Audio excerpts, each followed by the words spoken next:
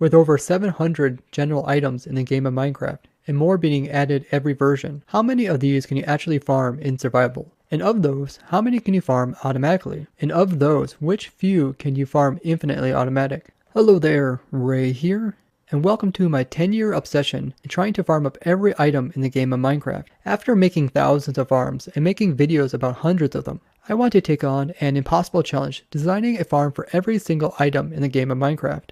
Let's see where the true limitations lie for automation in Minecraft. Every episode, we're going to try to farm up a new item and seeing what challenges we have to overcome along the way. So today's challenge, we want to make a skeleton-only farm using the new biomes in 1.16, which is the Soul Sand Valley. And in the last episode, we went ahead and designed a gas farm based off of our findings during our snapshot stream. And using this, we're going to see if we can make an efficient skeleton-only farm.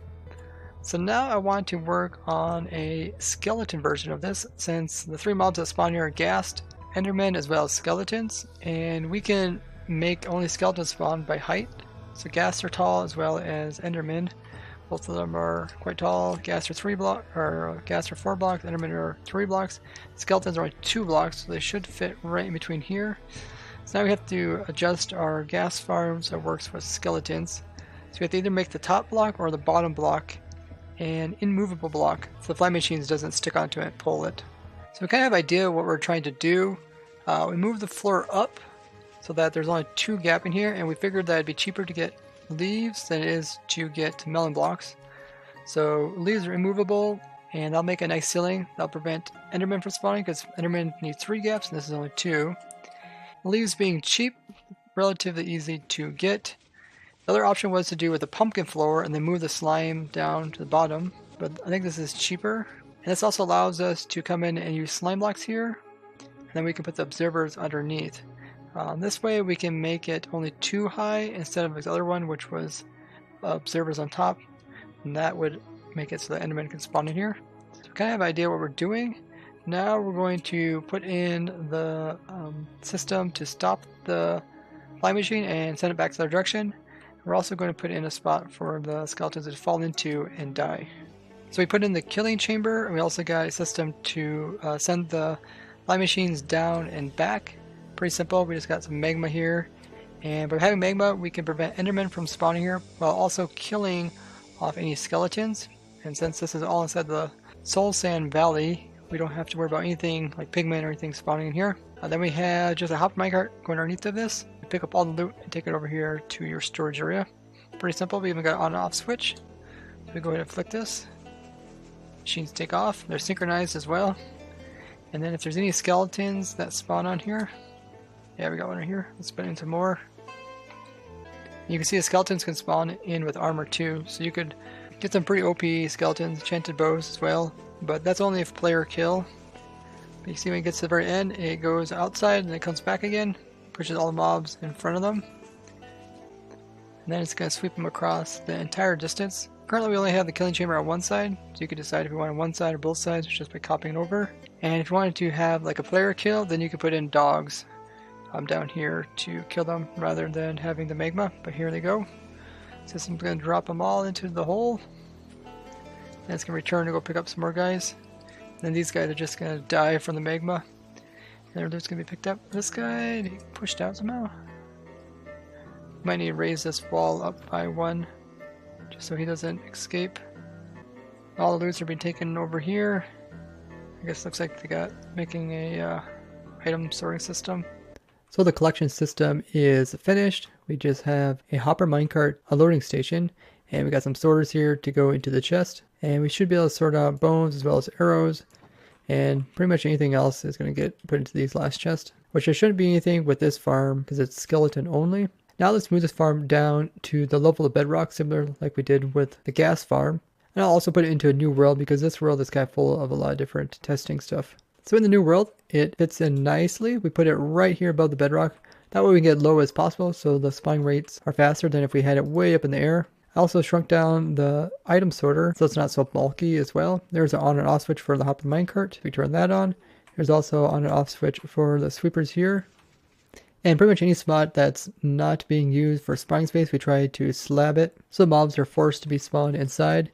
You can also put buttons on magma blocks if you don't want mobs to spawn there, but since we're in this biome, we shouldn't get anything to spawn on top of this. And here comes our batch of skeletons, working great. Also, you want to make sure if your farm's kind of big that the whole thing is in the Soul Sand Valley biome of the Nether, because the biomes can change pretty abruptly. The biomes can kind of change depending if you go up and down too, so you want to check similar Y level as where you have your farm. Also on the opposite side where the returning stage are, we need to make sure that the fly machines don't get exposed so anything can spawn on top of them. So we might have to add some leaves or some slabs over here. Because machines do go past the edge here. That way the skeletons don't get immediately put inside of the block. Instead they end up on their side. So notice how these fly machines do hang over the edge. So we need to make sure to put in some extra leaves here. So now everything should be covered up when the machines come over here and go back their direction. We don't have to worry about any mobs spawning on top of the slime or the pistons. Notice how to keep the profile low with these fly machines. We have the observers upside down. And that way they don't interfere with our returning station or with the leaf blocks up above. Returning stations themselves are really simple. We have a repeater here which will get power from the observer that's on the fly machine. And it just goes through the delay of the repeater. It goes to the trapdoor which puts a signal into this observer. And that will power the piston. And the flame machine should take off again. You can see this one works the same way. Powers and it returns. Very simple returning station. I got one on both sides. The machine will stop because it is close to the push limit. So it's not able to fly like right on through here. Now that we have all the components working, let's go ahead and turn this on and AFK it for 1 hour. So in the center here, up high enough so that we only load the farm, very similar to the gas farm. I went ahead and put in an AFK spot. It's right here with this glass block. I'll AFK this for 1 hour and see what type of rates we get out of this. So 1 hour has passed. Let's go ahead and check up on the loots. You can see probably got some skeletons spawning in there. Oh, wow. Yeah, there's a lot of skeletons in there. Sweeps across and puts them all over here. The minecart is picking up all the loots. And it looks like the system over here to unload the hopper minecart is able to keep up. I don't see any items getting stuck in any of these hoppers. I guess if there was some unusual item, it would end up like in this chest over here. But currently, since it's only skeletons, everything should go into the sorters. Wow, we got half a double chest worth of bones. Check out the arrows. Arrows are very similar. That is really nice. That's around 3,400 items per hour just with this area here. You could also speed it up by putting a killing chamber on both sides or making it more narrow. The more narrow you make it, the less the fly machine has to move. So it can be cleaning off the platform more quickly, which allows skeletons to spawn in faster as well. But it's definitely a success. We got plenty of bones as well as arrows out of this farm. It's relatively cheap to go ahead and design this. Just a very big flat area. Leaves wouldn't be too hard to get as a couple of shears could give you all these leaves. Some few redstone components just to turn the machine around and some building blocks to put in the majority of the floor as well as the walls here. Probably getting the slime would be maybe the most time consuming if you don't have a slime farm yet. And the magma blocks are really easy to get as well. A little bit of rails down here.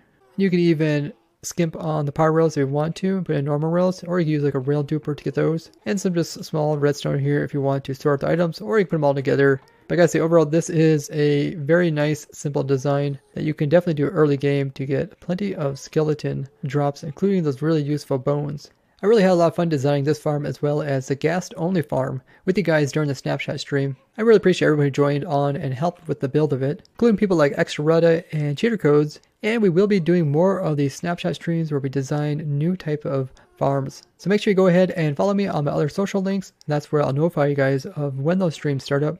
And you can join the stream as well as the server. Even if you're not a good redstoner, people also hop on the server to design pixel art and buildings, as well as other Minecraft things. It's also a great time if you want to show me something cool. So here's our document with all the items in the game Minecraft. Let's find arrows. There they are. That's one of the loots that come from the skeletons. Are they renewable? Yes, we can get from the skeletons. Are they automatic with an inactive player? And that's also yes, because our player is sitting up there making sure that mobs can spawn around him. Is it infinitely automatic? Yes, because we don't need to put any new items into the system in order to keep it going. Short description is a mob farm. That tells the general way of trying to get the result.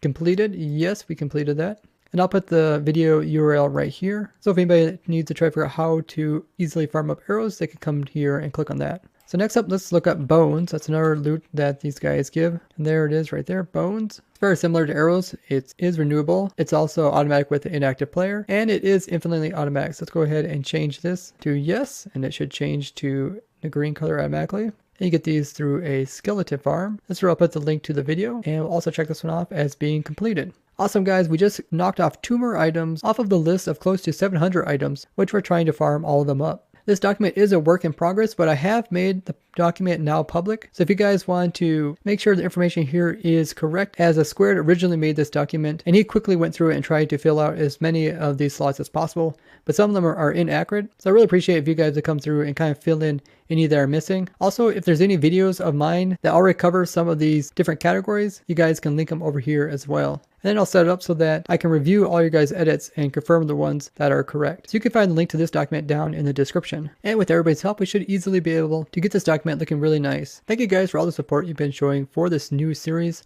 I've really enjoyed building these farms, and I'm excited to see how close we're going to get to actually farming up every block in the game of Minecraft. So make sure if you enjoyed this series as well to leave the video a like and share it with other Minecrafters so they can learn about how to farm up every item in the game of Minecraft. And as always, you can find the world download to this world in the description. I'd like to thank you guys for watching.